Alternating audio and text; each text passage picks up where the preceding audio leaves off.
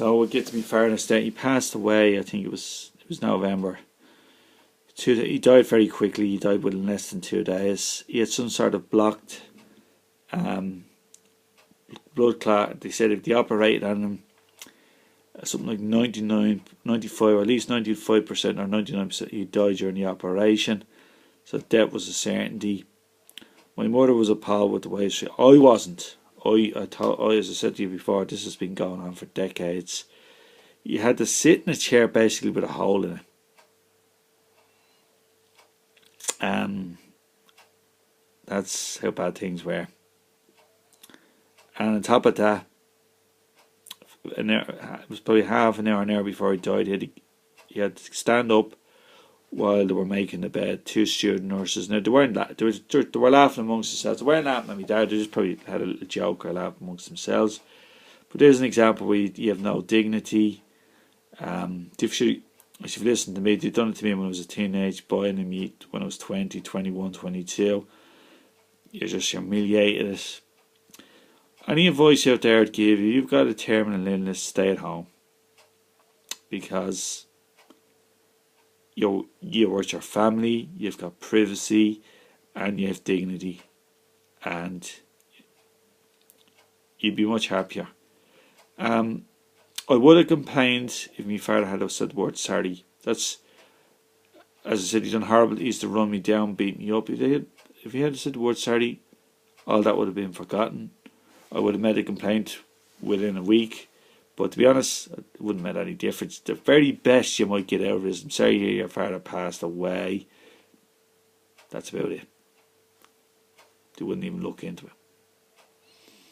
I said that to me, man, you're just wasting it. I mentioned about a year or so later, or 2 at the most, in the letter. I said, my father never even mentioned that in the reply. In fact, he said nothing whatsoever. I didn't even say the word sorry. In fact, not only did he not answer that, I was complaints, it didn't even bother.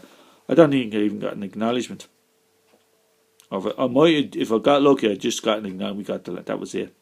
No mention. So didn't even mention the word sorry or nothing. It's like it didn't even happen. I said it to my mother.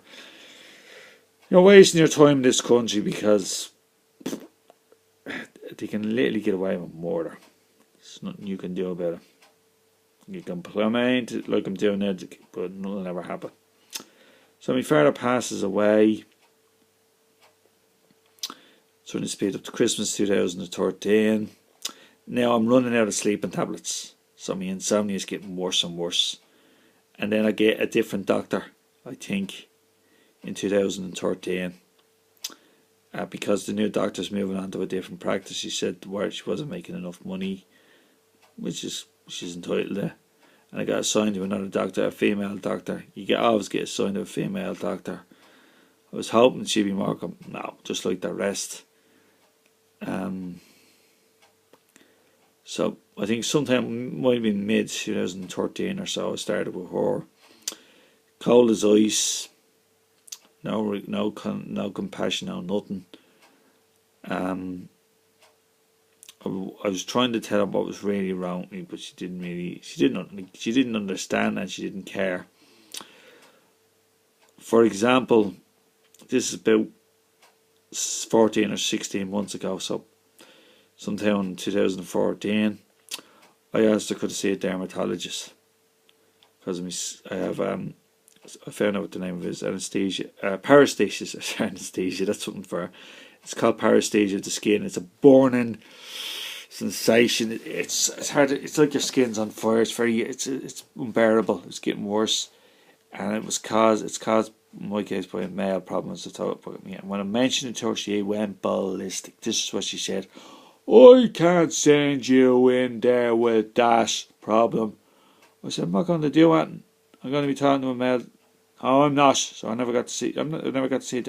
I should have never mentioned it. I'm only learning now. I've never mentioned it since toward the male problem. I don't think I have anyway. I had mentioned once or so in writing what was really causing. I remember one time I was going down to her, and it took me. The appointment was after about 4:30. I started writing the letter non-stop print. It was very hard work in detail. It made no iota whatsoever. It was like just talking to a wall. And another time, I remember one day, this is probably only a year or so ago, my mother was there. I said I'd be probably better if I changed it, and she laughed. She went, yeah, right. That's the way. And you're going to say it's just me. There was actually a lady, she still goes to her, from where my mother is, and she says she's as cold as ice as well. She went there, and she didn't like her, and she says she was trying to look for a new GP. She searched everywhere, she couldn't get a new GP. I met her a few months ago. She said I'm stuck with her. You have no choice. I said I know what you're talking about. So I kind of mixed it and speeding up and going back and forward. 2013, and my chronic insomnia is getting worse and worse. And going back and forward. 1 minute in 2015, and then back. My health is crushing me. Life's a nightmare. You can't sleep. You're irritable and narky. Everybody you fight with her. Even my own mother. You can turn against your own mother. You'll be shouting on the phone because you're just not well. And so 2013 and 2014, I think I start going to see those stupid psychiatrists again at that place for the first time. It started about 2 years ago. And it was the same old baloney as usual. My mother would come with me, at least this time. My mother said that these guys are terrible. My mother said they're all talk and no action. They'll just talk.